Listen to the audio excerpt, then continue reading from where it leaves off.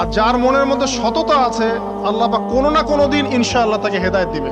মনের বিষয়টা আল্লাহ ছাড়া কেউ জানে না। আপনি দেখতে পারেন সমাজে অনেকে দাড়ি, টুপি, পাগড়ি, জুব্বা সব লাগিয়ে ঘুরছে, তো বিশ্বাস করেন তাদের মনটা এমনও হতে পারে যে জানোয়ারের চেয়েও কুৎসিত, এমনও হতে পারে। আবার আপনি দেখবেন সমাজে এমন অনেক মানুষ ঘুরছে যারা হয়তো অনেক পাপে লিপ্ত মনে হচ্ছে, মনের মধ্যে সততা আছে।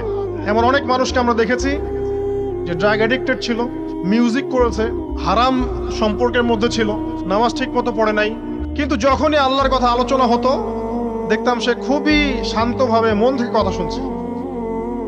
কথা শুনতে শুনতে শুনতে একদিন মাশাআল্লাহ এখন দেখবেন যে চিল্লা দিয়ে বেড়াচ্ছে বিভিন্ন মসজিদে। অচত নামাজ পড়েই ভেবে বসবেন না যে অনেক কিছু করে ফেলছে। এক চিল্লা দিয়ে মনে করে ফেলবেন না যে দিনের জন্য অনেক কিছু করে ফেলছে। একটা হজ করেছেন, ওমরা করেছেন, সিয়াম রেখেছেন, দিনের জন্য দান সদকা করেছেন, একটা মাদ্রাসা মসজিদ করেছেন, ভেবে বসবেন না আপনি সব অনেক কিছু করে ফেলেছেন এবং অন্যরা সব ককরোচ, তেলাপোকা, ওরা জাহান্নামে যাবে এমনটা মনে করবেন। জানি না আমরা যে কার আমলের কতটুকু আল্লাহর কাছে কবুল হচ্ছে। এক ব্যক্তি এত পাপ করেছে যে শেষে মৃত্যুর সময় সে সন্তানদেরকে ডাকছে, ডেকে বলছে যে আমি যখন মারা যাব আমার লাশটাকে তোমরা কবর দিও না, যদি আল্লাহ পাক আমাকে ধরতে পারেন তাহলে খবর আছে আমার। কি করতে হবে? সে বলছে যে আমার দেহটাকে তোমরা পুড়িয়ে ফেলবে এবং পুড়িয়ে ফেলার পরে ছাইগুলোকে একত্রিত করবা, করে অর্ধেক ছাই সমুদ্রে ভাসিয়ে দিবা, অর্ধেক ছাই বাতাসে উড়িয়ে দিবা। সন্তানরা তাই করলো। মৃত্যুর পর আল্লাহ পাক এই সমুদ্র এবং জমিনকে বাতাসকে আদেশ করলেন যে তোমরা ছাই জড়ো করে দাও। আর মানুষ আর জিন আল্লাহর কথা না শুনলেও এই প্রকৃতি আল্লাহ পাকের কথা শোনে। বিজ্ঞান বলে প্রকৃতি থেকে সব হচ্ছে। কি প্রকৃতি? প্রকৃতি কি, কাকে বলে? মানুষকে আল্লাহর ইবাদতকে বাদ দিয়ে প্রকৃতি পূজায় নিয়ে গেছে। এই পুরো প্রকৃতি আর মহাবিশ্বে এক আল্লাহর ইবাদত করে। কে সৃষ্টি করলো প্রকৃতি? প্রাকৃতিক ভাবে হয়েছে সবকিছু বলে, আল্লাহ থেকে হয়েছে বলা যাবে না। বললে আপনি মৌলবাদী হয়ে যাবেন। আল্লাহ শব্দ ইউজ করলে আপনি মৌলবাদী হয়ে যাবেন। ধর্মতাত্ত্বিক শব্দগুলোকে আস্তে আস্তে উঠিয়ে দেওয়া হয়েছে। দেখবেন যুক্তি, বিজ্ঞান, দার্শনিক শব্দগুলোকে আনা হয়েছে। এটাও টেকনিক্যালি করা হয়েছে। কোন সেকুলার মিডিয়াতে আপনি দেখবেন না ইনশাআল্লাহ বলছে। ইনশাআল্লাহ প্রমাণ করবে যে আপনি আস্তিক না নাস্তিক। তো প্রকৃতিকে আল্লাহ পাক আদেশ করলেন এই সমুদ্র ছাই জড়ো করো, এই বাতাস ছাই জড়ো করো। তারা ছাই জড়ো করে দিল। এই ব্যক্তিকে বলা হচ্ছে তুমি জীবিত করে, আল্লাহ পাক বলছেন তুমি যে এই কাজটা করেছিলে, লিমা ফাআলতা হাদা, তুমি এই কাজটা কেন করেছো? তখন এই ব্যক্তি উত্তর দিচ্ছে মিন খাশিয়াতিকা ইয়া রাব্বি ওয়া আনতা আ'লাম। হে আল্লাহ, আমি আমার বুঝে যা এসেছে আপনার ভয়েই আমি এই কাজটা করেছি, আর আপনি খুব ভালো করেই জানেন যে আমি আপনার ভয়ে করেছি নাকি অন্য কোনো কারণে করেছি। মানে আপনি আমার মনের কথা জানেন। আল্লাহ পাক তাকে মাফ করে দিলেন। আপনাদেরকে আমি সেই ব্যভিচারী মহিলার কথাও মনে করাই। ওই মহিলা, যে ব্যক্তি একজন যৌনকর্মী ছিল, বা যেটা আমরা বলি ব্যভিচারিণী মহিলা ছিল, একটা কুকুরকে দেখেছে সে পানি পান করার জন্য তৃষ্ণার্ত, সে এটাতে মায়া করে দয়া করে তার মোজাটাকে নামিয়ে এই কূপ থেকে পানি উঠিয়ে কুকুরকে পান করিয়েছে। এই একটা কাজের বদৌলতে আল্লাহ রাব্বুল আলামিন এই ব্যভিচারী মহিলাকে মাফ করে জান্নাত দিয়ে দিয়েছে। হাদিসে এটাও এসেছে, নবী সাল্লাল্লাহু আলাইহি ওয়াসাল্লাম বলেছেন ইরহামু মান ফিল আরদ, তোমরা সবাই জমিনবাসীর প্রতি রহম করো। জমিনে মুসলিমই থাকতে হবে, তাদের প্রতি রহম করতে হবে এমন নয়, জমিনবাসী যারাই আছে সবার প্রতি রহম করো, জাতি, ধর্ম, বর্ণ নির্বিশেষে। এমনকি পশু পাখির প্রতিও দয়া করো। ইরহামু মান ফিল আরদ, জমিনে যারা আছে সবার প্রতি রহম করো। ইয়ারহামুকুম মান ফিস সামা, যিনি আসমানে আছেন তিনি তোমাদের প্রতি রহম করবে ইনশাআল্লাহ। ইসলাম এই কথাগুলো বলেছে 1400 বছর আগে। আজকের এই বিশ্বের সোকল্ড এই মডার্ন বিশ্বে যেখানে মানুষের রক্তের কোনো দাম নাই, সেখানে ইসলাম পশু পাখির অধিকার নিয়ে কথা বলেছে 1400 বছর আগে। কাদেরকে কি শেখাতে আসেন? কোরআন এবং সুন্নাহর বাইরে অভ্রান্ত সত্যের কোনো উৎস আছে? এখানে যা আছে তাই চূড়ান্ত। মানতে চাইলে মানেন, না মানতে চাইলে জাহান্নামে যান, কেউ তো বাধ্য করছে না। লাকুম দীনুকুম ওয়ালিয়া দিন। আল্লাহ পাকের রহমত দেখেন। আরেকটা ঘটনা আছে এমন, একটা বিড়ালকে বেঁধে রেখেছিল এক মহিলা, খাবার দেয় নাই, কষ্ট দিয়েছে। একটা বিড়ালকে খাবার না দিয়ে কষ্ট দেওয়ার কারণে এই মহিলাকে আল্লাহ পাক জাহান্নামে পাঠিয়েছে। এরকম কত ঘটনা আছে, এই ঘটনাগুলো হাদিসের পাতায় বর্ণিত আছে। কোরআনে কি বলছে দেখো, কোরআনের আমি কয়েকটা পয়েন্ট আপনাদেরকে খালি বলছি, এটা নিয়ে আমি সকালে ভাবছিলাম। আল্লাহ পাক আদম আলাইহিস সালামকে সৃষ্টি করেছেন আমরা সবাই জানি, কিন্তু আল্লাহ পাক সূরা সাদের মধ্যে বলছেন ইবলিসকে, হে ইবলিস তোমাকে কিসে বারণ করলো আদমকে সেজদা করতে, যে আদমকে আমি নিজের হাত দিয়ে সৃষ্টি করেছি। আল্লাহ রাব্বুল আলামিন যে আমাদেরকে এত যত্ন করে ভালোবেসে সৃষ্টি করেছেন, এটা কি আল্লাহ পাকের দয়ার নিদর্শন নয়? মহাবিশ্বের অন্য কোন মাখলুক সৃষ্টির ব্যাপারে আল্লাহ পাক বলেন নাই খলাকতু বিয়াদাই, আমি নিজ হাতে তাকে সৃষ্টি করেছি। শুধু সৃষ্টি নয়, সৃষ্টি করার পর আল্লাহ পাক তাকে সমস্ত নাম শিক্ষা দিয়েছেন। এই যে জ্ঞান শিক্ষা দেওয়া, জ্ঞান, এটা আল্লাহ পাকের সবচেয়ে বড় নিদর্শনগুলোর মধ্যে অন্যতম। এবং আল্লাহ পাকের সবচেয়ে বড় দয়া, আমার মত এটা, মানব জাতির উপরে আল্লাহ পাকের সবচেয়ে বড় দয়াটা হচ্ছে কি জানেন? আল্লাহ পাক আমাদেরকে জ্ঞান শিক্ষা দিয়েছেন, ওহী নাজিল করেছেন। এটা সব কিছুর ঊর্ধ্বে। কারণ আপনি তওবা করবেন, জ্ঞান লাগবে। নামাজ পড়বেন, জ্ঞান লাগবে। রোজা রাখবেন, জ্ঞান লাগবে। যাকাত দিবেন, ইলম লাগবে। আপনি দিনের যে কোনো আমল করেন, ইলম লাগবে। জান্নাত জাহান্নামের পথ খুঁজে পেতে হলে ইলম লাগবে। দেশ চালাবেন, ইলম লাগবে। অর্থনীতি চালাবেন, ইলম লাগবে। ইলম ছাড়া কিছু নাই, ইলমের উপরে কিচ্ছু নাই। এই ইলমটা আল্লাহ পাক কাকে শিক্ষা দিয়েছেন? আদম আলাইহিস সালামকে। আমরা তো শিখেছি সমাজবিজ্ঞান বইগুলোতে যে আমাদের পূর্বপুরুষরা নাকি গুহায় থাকতো আর গাছের ছাল পাতা খেয়ে থাকতো, তাই না? লতা পাতা খেয়ে থাকতো, গাছের ছাল পাতা খেয়ে থাকতো, পোশাক পরতো আর কি। বোগাস, ডাহা, মিথ্যা কথা। আল্লাহ রাব্বুল আলামিন সূরা বাকারা এবং সূরা আরাফ পড়ে দেখেন, আল্লাহ পাক বলছেন যে আদম আলাইহিস সালামকে আল্লাহ পাক সমস্ত নাম জ্ঞান শিক্ষা দিয়েছেন। মহাবিশ্বের যে প্রয়োজনীয় জ্ঞানগুলো আছে সেগুলো আল্লাহ পাক আদমকে শিখিয়েছেন আলাইহিস সালাম। ওয়াল্লামা আদামাল আসমাআ কুল্লাহা, আল্লাহ পাক আদমকে সমস্ত নাম শিক্ষা দিয়েছেন।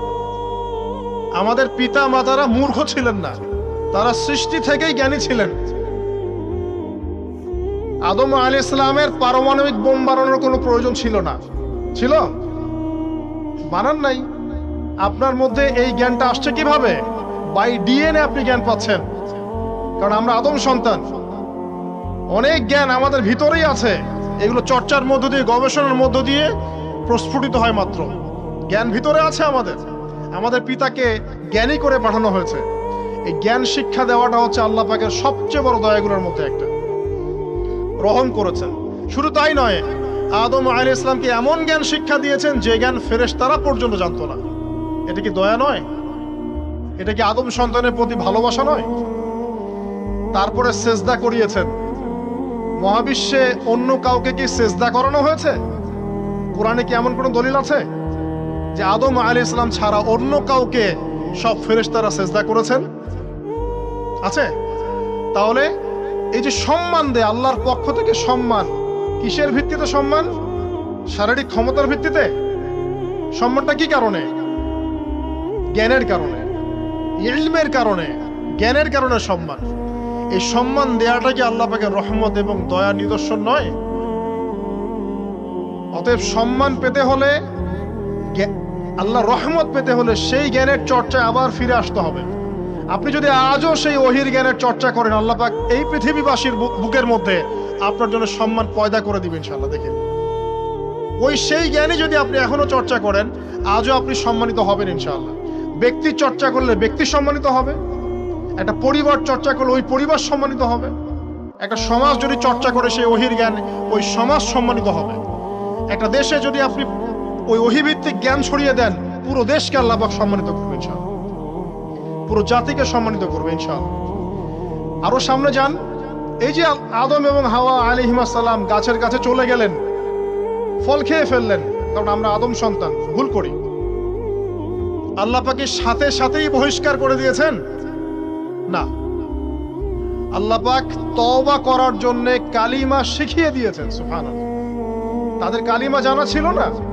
আল্লাহ পাক বলছেন ফাতালাক্কা আদম মির রাব্বিহি কালিমাত, আল্লাহ পাকের কাছ থেকে আদম আলাইহিস সালাম কিছু বাক্য শিখে নিলেন, যেই বাক্য দিয়ে ফাতাবা আলাইহি, সে আল্লাহর কাছে তওবা করল। কোন সেই বাক্য? সূরা আরাফে আছে, রব্বানা যালামনা আনফুসানা ওয়া ইল্লাম তাগফির লানা ওয়া তারহামনা লানাকুনান্না মিনাল খাসিরিন। এই দোয়া কে শিখিয়ে দিয়েছে? আল্লাহ। এই তওবার বাক্য যে শিখিয়ে দেয়, এটা কি দয়ার পরিচয় নয়? আমরা আল্লাহর কাছে ফিরে যাব, তওবা করব, ইস্তেগফার করব, এই জ্ঞানটা শিখিয়ে দেয়া কি আল্লাহ পাকের দয়ার পরিচয় নয়? তাহলে আমরা কিভাবে ক্ষমা চাইতাম? কিভাবে ক্ষমা চাইলে আল্লাহ পাক সমস্ত গুনাহ মাফ করবেন, এই পদ্ধতিগুলো বলে দেয়া কি আল্লাহ পাকের দয়ার পরিচয় নয়? তারপর সামনে যান, পৃথিবীতে নামিয়ে দিয়ে আল্লাহ পাক ক্ষান্ত হয়ে যাননি। আল্লাহ রাব্বুল আলামিন আসমান থেকে হেদায়েতের গ্রন্থ পাঠিয়েছেন, বলেছেন এই গ্রন্থের মধ্যে যা আছে মেনে চললে তোমরা আবার জান্নাতে ফিরে আসবে ইনশাআল্লাহ। আল্লাহ পাক আদম এবং হাওয়া আলাইহিস সালাম এবং আদম সন্তান সবাইকেই সৃষ্টি করেছেন, উদ্দেশ্য হচ্ছে আল্লাহ পাক আমাদেরকে জান্নাত দিতে চান। আল্লাহ পাক চান যে আমরা যেন জান্নাতে যাই। যদি আমরা জান্নাতে যেতে না পারি পরকালে, একটা কারণে যেতে পারবো না, অনলি একটা কারণ, সেটা হলো আমাদের নিজের দোষে। একটা কারণ। যারা জাহান্নামে যাবে মানুষ এবং জিনদের মধ্যে, নিঃসন্দেহে মহাবিশ্বে তারা ছাড়া জাহান্নামে যাওয়ার উপযুক্ত কেউ ছিল না। ও জাহান্নামে যাওয়ার উপযুক্ত ছিল বলেই আল্লাহ পাক তাকে জাহান্নামে পাঠাবেন। আর যারাই জান্নাতে যাবে প্রত্যেকেই শুধু আমলের বদৌলতে যাবে না, বরং আল্লাহ পাকের রহমতেই যাবে। কেউই তার আমল দিয়ে জান্নাতে যেতে পারবে না। নবী সাল্লাল্লাহু আলাইহি ওয়াসাল্লাম এমন ভাষ্য বলছেন, ইল্লা আনা, আমিও না, ইল্লা বিরহমাতিল্লাহ, আমিও নয়, তবে আল্লাহ পাকের দয়া আমাকে ঘিরে ধরবে। আল্লাহ পাকের রহমত যাদের উপরে বর্ষিত হবে তারাই জান্নাতে যাবে ইনশাআল্লাহ। কে আমল দিয়ে যেতে পারবে না। যত আমলই করি বলা যাবে না এই আমলের বদৌলতে জান্নাতে যেতে পারবো। আল্লাহ পাক দয়া না করলে হবে না। আল্লাহ পাক চান যে আদম সন্তান যেন জান্নাতেই যায়। এই কারণেই সৃষ্টি করা, এই কারণেই আপনার ওহী ভিত্তিক গ্রন্থগুলো পাঠানো, এই কারণে নবী রাসূল পাঠানো, আলেম ওলামা সৃষ্টি করা, মানুষকে সতর্ক করা, হায়াত দেয়া, বারংবার জীবনে চলতে ফিরতে আপনাকে অ্যালার্ম করা হয়, আল্লাহর পথে ফিরে আসেন, আল্লাহর পথে ফিরে আসেন। অ্যালার্ম করা হয় না? বিপদ দিয়ে আপনাকে অ্যালার্ম করা হয় আল্লাহর পক্ষ থেকে। আপনি চলতে পথে হোঁচট খান, আল্লাহ আপনাকে অ্যালার্ম দেন, ফিরে আসো। চলছেন বিপথে, আল্লাহ পাক অ্যালার্ম দেন, ফিরে আসো। আল্লাহ পাকের পক্ষ থেকে কিন্তু এগুলো আসে। অদ্ভুত একটা হাদিস বললাম, অদ্ভুত বলতে বলছি অ্যামেজিং হাদিস, যে একজন সাহাবী বলছেন, সালমান রাদিয়াল্লাহু আনহু, তিনি বলছেন যে যখন মুমিনের উপর বিপদ আপদ বালা মুসিবত আসে, তখন মুমিনের এই বিপদ আপদ বালা মুসিবত রোগ শোকের বদৌলতে আল্লাহ পাক তার গুনাহগুলোকে মাফ করে দেন এবং তার মর্যাদাকে বাড়িয়ে দেন, এবং সে আল্লাহর দিকে ফিরে আসার অনুশোচনা করার সুযোগ পায়। আর যখন কাফের মুশরিক বা ফাসেক মানুষকে এইসব রোগ ব্যাধি বিপদ আপদ বালা মুসিবত ঘিরে ধরে, তার দৃষ্টান্ত সেই উটের ন্যায় যে উটটাকে তার মালিক বেঁধে রেখেছে, এরপর ছেড়ে দিয়েছে। সে উটটা বুঝতেও পারলো না কেন তার মালিক তাকে বেঁধে রাখলো আর কেনই বা তাকে ছেড়ে দিল। কথাটা কি বুঝতে পারছেন? যারা আল্লাহ দ্রোহী, তাদের উপর যখন বিপদ আপদ বালা মুসিবত আসতে থাকে, তারা বুঝে না যে কি জন্য আসলো আর কেন চলে গেল। কিন্তু মুমিন ব্যক্তি যারা মুসলিম, আল্লাহর অনুগত, তাদের বিষয়টা হচ্ছে এমন বিপদ আপদ বালা মুসিবত রোগ ব্যাধি তাদেরকে আল্লাহর দিকে ফিরিয়ে নিয়ে আসবে। দেখুন,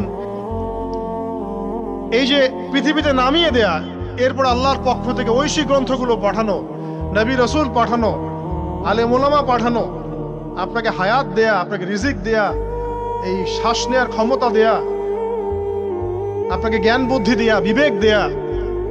এই যে একটু আগে তেলাওয়াত করলো শুরুর আগে নবী মুসা আলাইহিস সালামের ঘটনা।